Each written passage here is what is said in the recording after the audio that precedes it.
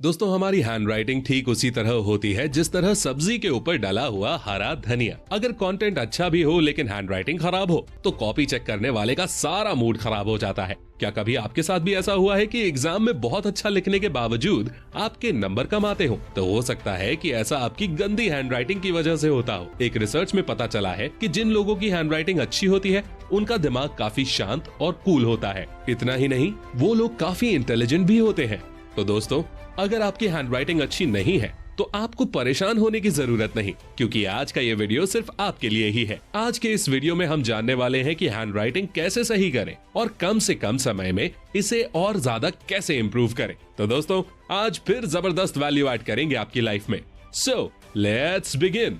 दोस्तों, हैंडराइटिंग ठीक करने के बहुत सारे तरीके हो सकते हैं, लेकिन आज के इस वीडियो में हम कुछ ऐसे वैल्यूएबल और जेन्युइन तरीकों पर बात करेंगे जो बहुत ही प्रैक्टिकल हैं और इन्हें फॉलो करके आप आसानी से अपनी हैंडराइटिंग इंप्रूव कर सकते हैं। हैंडराइटिंग से रिलेटेड हमने बहुत सारे एग्जामिनर और कॉपी चेक करने वाले टीचर्स से बात की, और कॉपी चेक करने वाले कई टीचर्स से बात करने के बाद ये पता चला है कि जब भी वो लोग बच्चों की कॉपीज चेक करते हैं तो पहले पेज का इंप्रेशन सबसे खास होता है। कई टीचर्स ने तो यहाँ तक बोल दिया कि जब वो लोग बच्चों की कॉपी चेक करते हैं और कॉपी में बहुत गंदी हैंडराइटिंग होती है तो उन लोगों के दिमाग में पहला ख्याल यही आता है कि जरूर स्टूडेंट को कुछ आता जाता नहीं है। वहीं अगर हैंडराइटिंग बहुत अच्छी होती है तो टीचर के दिमाग में पॉजिटिव इंप्रेशन पड़ता है और इसका सीधा बेनिफिट बच्चों को मिलता है, क्योंकि टीचर पॉजिटिव तरीके से कॉपी चेक करता है और छोटी मोटी गलतियों को इग्नोर कर देता है। इसीलिए बच्चों के मार्क्स काफी अच्छे आ जाते हैं। तो दोस्तों, अगर आपकी हैंडराइटिंग काफी अच्छी है तो आप बहुत लकी हैं, लेकिन अगर आपकी हैंडराइटिंग अच्छी नहीं है तो टेंशन लेने का नहीं, आखिर हम किस दिन काम आएंगे। तो आइए अब हम जानते हैं कि हैंडराइटिंग कैसे सुधारें। Tip number 8। सबसे पहले हमें लिखते टाइम अपने बैठने के तरीके को सुधारना है, क्योंकि अगर हम सही पोजीशन में बैठकर नहीं लिखते हैं तो इससे हमारे लिखने पर इफेक्ट पड़ता है और हमारी हैंडराइटिंग अच्छी नहीं बन पाती है। अगर हमारी बैठने की पोजीशन सही है तो हम अच्छी हैंडराइटिंग बना सकते हैं। इसीलिए जब भी आप कुछ लिखें तो पूरा कंफर्टेबल होकर ही लिखें। हम लोग अक्सर देखते हैं कि कई लोग कॉपी को टेढ़ा करके लिखते हैं, ऐसे में उनकी हैंडराइटिंग भी टेढ़ी हो जाती है। और कई लोग तो ऐसे भी होते हैं जो टेबल के ऊपर सिर रख कर लिखते हैं। अब आप खुद बताइए, अगर कोई बंदा टेबल के ऊपर सिर रखकर और गर्दन को झुकाकर लिखेगा तो उसकी हैंडराइटिंग भला कहाँ तक अच्छी आएगी। इसलिए आपको ऐसी गलती बिल्कुल भी नहीं करनी है और लिखते समय एक सही पोजीशन में बैठना है। हमारी पोजीशन कुछ इस तरह होनी चाहिए जिससे लिखते समय हम बिल्कुल कंफर्टेबल महसूस करें। Tip number 7। हमारी हैंडराइटिंग कैसी होगी ये काफी हद तक इस बात पर डिपेंड करता है कि हम लिखते समय पेन को किस तरीके से पकड़ते हैं। जब हम पेन को कस के पकड़कर लिखते हैं तो इसके दो घाटे होते हैं। एक तो हमारा हाथ जल्दी दर्द करने लगता है और दूसरा, जब हम पेन को टाइट पकड़कर लिखते हैं तो हमारी लिखावट अगले पेज पर दिखने लगती है और फिर रायता फैल जाता है। इसलिए आप जब भी लिखो तो अपने पेन को बहुत ही कंफर्टेबल तरीके से पकड़ो ताकि इस पेज की राइटिंग अगले पेज पर ना दिखाई दे। Tip number 6। आपने अक्सर सुना होगा कि किसी काम को जल्दी में नहीं करना चाहिए। ठीक उसी तरह दोस्तों, जब हम स्पीड में लिखते हैं तो हमारी हैंडराइटिंग बहुत ही गंदी दिखाई देती है और किसी को समझ में नहीं आती है। इसीलिए हमें हमेशा धीरे धीरे लिखना चाहिए ताकि हमारी हैंडराइटिंग अच्छी दिखे और दूसरों को समझ में भी आए। एक बार जब आपकी हैंडराइटिंग काफी अच्छी आने लगे तो आप धीरे धीरे स्पीड बढ़ा सकते हैं। Tip number 5। इस टिप के बारे में शायद ही आपने पहले कभी सुना हो। दरअसल जब हम लिखते हैं तो हम केवल अपने पंजों का ही यूज करते हैं,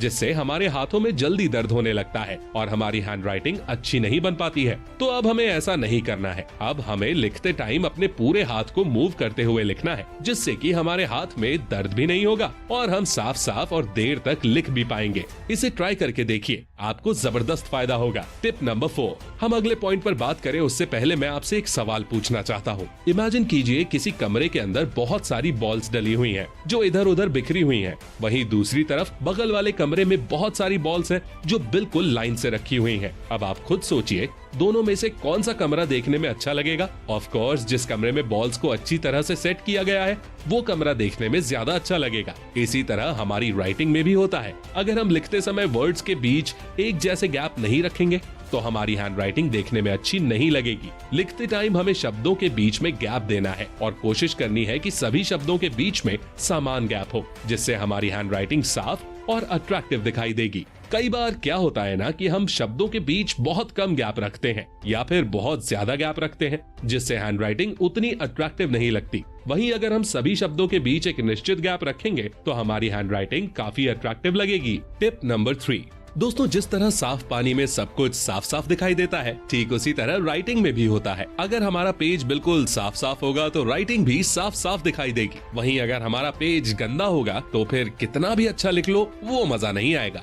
अब आप इन दोनों हैंड राइटिंग को ही देख लीजिए। पहली हैंड राइटिंग में पेज काफी गंदा है, इसलिए राइटिंग अच्छी नहीं लग रही। लेकिन दूसरी हैंड राइटिंग में पेज बिल्कुल साफ सुथरा है, इसलिए हैंड राइटिंग काफी अट्रैक्टिव लग रही है। टिप नंबर 2, करत करत अभ्यास के जड़मती होत सुजान। ये कहावत तो आपने जरूर सुनी होगी। हमारी ये एडवाइस भी इसी कॉन्सेप्ट पर बेस्ड है, क्योंकि प्रैक्टिस करके ही हम किसी चीज को परफेक्ट कर सकते हैं। आपने भी कई बार देखा होगा कि जब आप काफी दिनों तक कुछ भी नहीं लिखते हैं तो आपकी हैंडराइटिंग बिगड़ जाती है और आपको लिखने में दिक्कत होती है। इसलिए रोज रोज कुछ न कुछ लिखते रहें। मेरे साथ भी सेम यही दिक्कत होती थी, इसीलिए पेपर शुरू होने के कुछ दिन पहले से ही मैं लिखने की प्रैक्टिस शुरू कर देता था और पेपर आते आते मेरा हाथ बिल्कुल एडजस्ट हो जाता था और मैं पेपर में बहुत अच्छा लिख पाता था। आप लोग भी इस फॉर्मूला को ट्राई कर सकते हैं। टिप नंबर 1, दोस्तों, एक बात तो बिल्कुल पक्की है कि अगर बंदूक अच्छी होगी तो फायर भी अच्छा ही होगा, और अगर बंदूक अच्छी नहीं होगी तो फायरिंग भी अच्छी नहीं होगी। ठीक इसी तरह पेन के साथ भी होता है। अगर हमारा पेन अच्छी क्वालिटी और ब्रांडेड कंपनी का होगा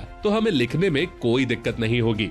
वहीं अगर हम कोई सस्ता या घटिया पेन यूज करेंगे तो फिर हैंडराइटिंग खराब होना तो बनता है। इसीलिए लिखते समय, खासकर पेपर में लिखते समय, हमेशा अच्छी क्वालिटी के पेन को यूज करना चाहिए। और कई बार ऐसा भी होता है कि अलग अलग लोगों की अलग अलग चॉइसेस होती हैं। जैसे कुछ लोगों को मोटे पेन से लिखना पसंद होता है, वहीं कुछ लोगों को पतले पेन से लिखना पसंद होता है। इसीलिए आप जिस तरह के पेन से लिखने में कंफर्टेबल हो, हमेशा उसी पेन का यूज करें। फिर देखिए क्या गजब की राइटिंग आती है। अभी तक हमने वीडियो में जो कुछ भी सीखा, अगर उसे अप्लाई करना हो तो हम पेन चूज करने से शुरुआत कर सकते हैं। सबसे पहले अपना मनपसंद पेन चूज कर लो और फिर लिखने के लिए एक साफ सुथरा पेज खरीद लो। देन लिखना स्टार्ट कर दो। लिखने से पहले सही पोजीशन में बैठ जाओ और लिखते समय हमेशा इस चीज पर फोकस करो कि शब्दों के बीच बराबर गैप हो और हमारा पेन पकड़ने का एंगल सही हो। और दोस्तों, जब भी लिखना स्टार्ट करो तो शुरुआत हमेशा धीरे धीरे ही करो। एक बार जब आपकी प्रैक्टिस बन जाएगी तो फिर आप दनादन लिखने लगोगे और आपकी हैंडराइटिंग काफी इंप्रूव हो जाएगी। और दोस्तों, जाते जाते आपको एक बात बताना तो भूल ही गया। कई बार क्या होता है कि बहुत सारे स्टूडेंट अच्छा लिखते हैं और उनकी हैंडराइटिंग भी काफी अच्छी होती है, लेकिन पेन से निकलने वाली हल्की हल्की स्याही पेज पर लगती रहती है और पूरे पेज पर डॉट डॉट बन जाते हैं, जिससे हैंडराइटिंग काफी बिगड़ जाती है। इसीलिए पेपर में लिखते समय हमेशा एक छोटा सा कपड़ा या रुमाल का टुकड़ा अपने पास रखें और समय समय पर पेन की निब को साफ करते रहें।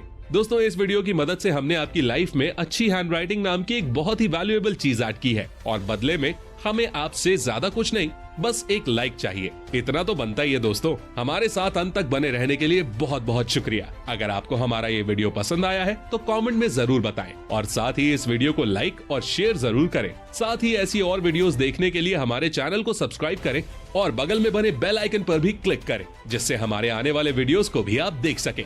लिखने की प्रैक्टिस करते रहिए। मिलते हैं अगले वीडियो में। Take care, love you all and all the best.